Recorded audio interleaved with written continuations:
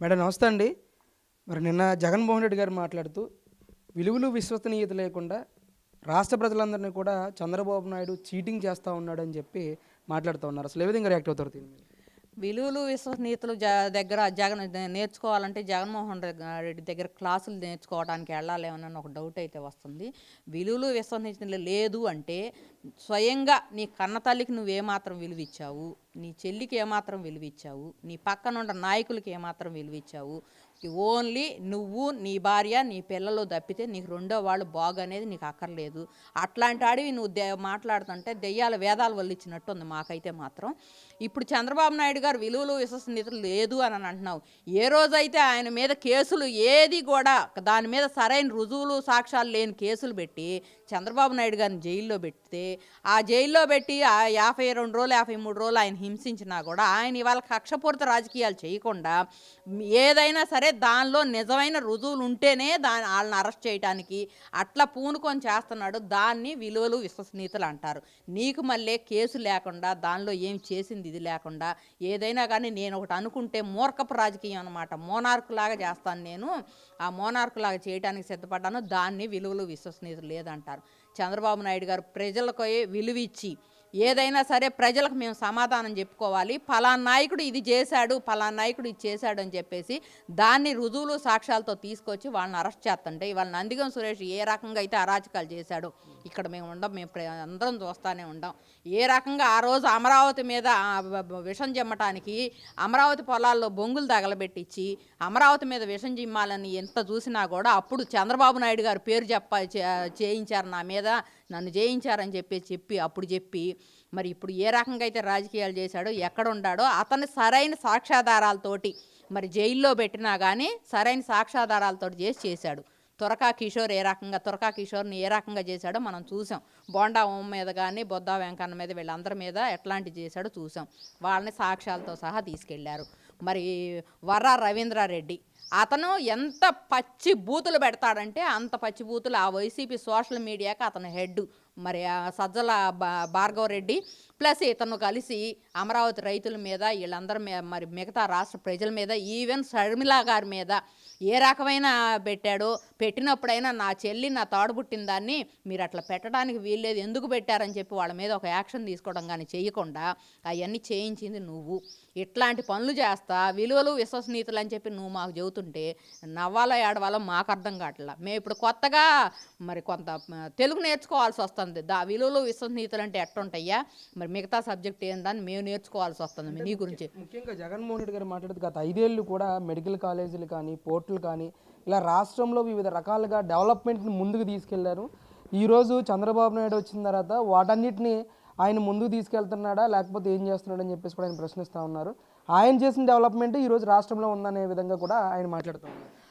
ఇప్పుడు మేము అడుగుతున్నామండి. ఇప్పుడు మేము ఒక కాలేజీ కట్టామంటున్నాడు. ఆ కాలేజీ ఎక్కడా, ఏంటి ప్లేసు, ఏ టైం నుంచి ఏ టైం దాకా కట్టింది? ఇదేమి వెనకటి రాజకీయాలు ఎప్పుడు పూర్వీకులు రాజులు రాజ్యాలు వెళ్ళిన టైం కాదుగా. ఇప్పుడు ఎక్కడే చేసినా కానీ ఆన్లైన్లో ఉంటుంది. మరి చేసిన పనులు కనిపిస్తున్నాయి, భూమి మీద పనులు కనిపిస్తాయి. నువ్వు ఎక్కడే కాలేజీ కట్టావు, ఎక్కడే పరిశ్రమ తెచ్చావు? మేము ఎప్పుడు ఒక జోకేసేవాళ్ళం, 3 రాజధానులు కాదయ్యా, నువ్వు కనీసం రాష్ట్రాన్ని అభివృద్ధి చేయడానికి కనీసం కొవ్వొత్తుల ఫ్యాక్టరీ కూడా తేలేదని చెప్పి మేము మాట్లాడేవాళ్ళం. అట్లాంటిది ఎక్కడ డెవలప్మెంట్ చేశాను నాకు తెలిసి. ఈవెన్ వైజాగ్లో కూడా తను భూ కబ్జాలు చేయటము, లేకపోతే తనకు ఒక బిల్డింగులు కట్టుకోవటం అట్లాంటివి చేశాడు. కానీ ఎక్కడా కూడా తను చేసిన అభివృద్ధి అనేది ఏమి లేదు, చెప్పడానికి ఏమి లేదు. ప్రెస్ మీట్ పెట్టి కొంతమంది వైసీపీ నాయకుల్ని, కొంతమంది కూటమి నాయకుల్ని, లేదు సామాన్య ప్రజలను కొంతమంది పెట్టి మేము పలానా చోట పలానా చేసామని చెప్పండి, దానికి వివరణ మేము వీటికి సిద్ధంగా ఉండం. ఈ మాట మేము ఎప్పుడు వాడుతూనే ఉండా. కానీ నువ్వు అట్లాంటి వాటికి సిద్ధపడకుండా నీకు స్క్రిప్ట్ రాసి ఇచ్చిన ఆ స్క్రిప్టే చదువుతావు. ఆ స్క్రిప్ట్లో నిజం ఉందా, అబద్ధం ఉందా? మరి ఇది ప్రజల్లోకి వెళ్తే ఏంటంటే ఓన్ స్క్రిప్ట్ అనేది లేదు. ఎవరో రాసిస్తే నేను చదువుతాను, ఆ చదవటం కూడా తప్పులు తడకతోటి చదువుతాను. మళ్ళీ ఇక పాపం పప్పు అని చెప్పేసి లోకేష్ గారిని ఎట్టయితే ఎక్కిరించావు, మంచి పని చేసావు. పప్పు అన్నావు. ఆయన ఏ రకంగా రాటు తేలి ఇవాళ ఆయన ఏమొద్దు, లోకేష్ నీకంటే చిన్నాడు, అతను ఒక పక్కన పెట్టి నువ్వు ఒక పక్కన నిలబడి నేను ఎట్లా మాట్లాడుతున్నాను, అతను ఎట్లా మాట్లాడుతున్నాడు, మరి ఇంగ్లీష్లో ఎట్లా ఇది చేస్తున్నాడు, తెలుగులో ఎలా ఇది చేస్తున్నాడు, మరి సబ్జెక్ట్ వైజ్ ఏముంది, పరిశ్రమ తెచ్చంటే ఇప్పుడు ఐటీ మినిస్టర్ అయిన ఆయన ఏ రకంగా చేస్తున్నాడు, నేను ఏ రకంగా చేశాను, ముఖ్యమంత్రి అయిన నేను ఏ రకంగా చేశాను మాజీ ముఖ్యమంత్రి అని చెప్పి వేరియేషన్ చేసుకో.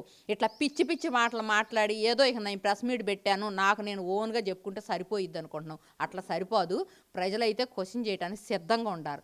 అమరావతి విషయంలోనూ కూడా ప్రపంచ బ్యాంక్కి నిధులు ఇవ్వద్దనంటూ కూడా మరోసారి వైసీపీ పార్టీ నుంచే లేఖ వెళ్ళిందన్నట్లుగా వార్తలు హల్చల్ చేస్తూ ఉన్నాయి. దీని మీద అమరావతి మహిళలు ఏ విధంగా రియాక్ట్ అవుతారు? అసలు ఈ అమరావతి మీద విషం కక్కడానికి ముందు ఉండదే జగన్మోహన్ రెడ్డి. అమరావతి అంటే నాకు నచ్చదు, ఇక్కడ దాచుకోవటానికి దోచుకోవటానికి ఏమి లేదు, అంతా ఓపెన్గా ఉంది, ఎక్కడేం చేయాలి ఎక్కడేం ఉంది భూమి ఏంటి దాన్ని ఇదేంటి అనేది వివరంగా ఉంది. మరి అమరావతికి భూములు ఇవ్వద్దు అని చెప్పేసి ఇంతకు ముందు రోజుల్లోనే అమరావతికి భూములు ఇవ్వద్దు అని చెప్పేసి నువ్వు ఏనాడు చెప్పలా. మరి నాకు 30,000 ఎకరాలు కావాలన్నావు, కావాలన్న టైంలో 30,000 ఎకరాలు ఒక్క చోట సేకరించడం చాలా కష్టం అనిపించేసి అయ్యిద్ది ఎవ్వరు ఇవ్వరు అనుకున్నావు. మరి విజన్ ఉన్న నాయకుడు అని చెప్పి ఆయనకు భూములు ఇచ్చారు. భూములు ఇచ్చినందుకు నేను మా మీద అమరావతి రైతుల మీద కక్ష కట్టి నాకు ఇక్కడేం ఉపయోగం లేదు అని చెప్పి 3 రాజధానులు అన్నావు. నువ్వు ఇప్పుడు 3 రాజధానులు అని చెప్పి నువ్వు అభివృద్ధి చేసావో చేయలేదో తెలియదు, కానీ ఇప్పుడు కర్నూలు వచ్చేసరికి న్యాయ రాజధాని అని అన్నావు కదా, ఆ న్యాయ రాజధానికి ఒక బెంచ్ తీసుకెళ్లారు అక్కడికి. మరి వైజాగ్ వచ్చేసరికి మరి ఆర్థికంగా అభివృద్ధి చేస్తాను అని అన్నారు. ఇవాళ కంపెనీలన్నీ తీసుకెళ్ళి ఎక్కువ శాతం హెచ్సిఎల్ దగ్గర నుంచి మిగతా కంపెనీలు కూడా తీసుకెళ్ళి వైజాగ్లో పెడుతున్నారు. ఎందుకంటే 3 రాజధానులను నువ్వు మాట అన్నావు, 3 ప్రాంతాలు అభివృద్ధి చేయడానికి పూనుకున్నారు వీళ్ళు. ఇట్లా దీన్ని గమనించి అమరావతిని మరి ఐటీ హబ్ అని చెప్పి మరి ఎడ్యుకేషనల్ హబ్బు మరి ఈ మిగతా అన్ని నవనగరాలు అని చెప్పి నిర్మిస్తామని ఇక్కడ వాగ్దానం చేశారు. ఇక్కడ నెరవేరుస్తున్నారు. ఇక్కడ వచ్చే కాలేజీలు మంచి మంచి కాలేజీలు వస్తున్నాయి. మరి ఐటీ పరంగా తీసుకురావడానికి కూడా కంకణం కట్టుకొని దావోస్ వెళ్ళి ఏ రకంగా అయితే అమరావతిని అభివృద్ధి చేయాలని చెప్పి అక్కడ ప్రతి ఒక్క క్షణం కూడా అమరావతి పోలవరం, ఏపీ అంటే ఏ అంటే అమరావతి, పి అంటే పోలవరం అనే కాన్సెప్ట్ పెట్టుకొని అమరావతికి నిధులు అడగటం కూడా దావోసులు మేమందరం గమనించాం, చూసాం. మరి నువ్వే రకంగా మా మీద మిషం కప్పావు.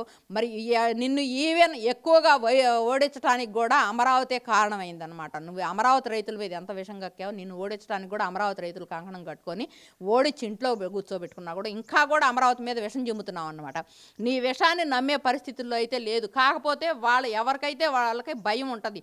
ఒక సంస్థ అనేది వచ్చి మరి ఇంత పెద్ద పెద్ద పెట్టుబడులు ఇస్తున్నప్పుడు వాళ్ళు ఏం చేస్తున్నారంటే కొన్ని ఊళ్ళల్లో మామూలు నార్మల్ కామన్ పీపుల్ వచ్చినట్టుగా వచ్చి మరి ఏంటమ్మా మీకు అమరావతి ఉండటం వల్ల ఏంటి లేకపోతే ఏంటి అని చెప్పి మాట్లాడుతుంటే ప్రతి ఒక్కళ్ళు చెబుతున్నారు. ఎవరో ఎగనెస్ట్గా 90% అమరావతికి అనుకూలం, 10% ఎగనెస్ట్.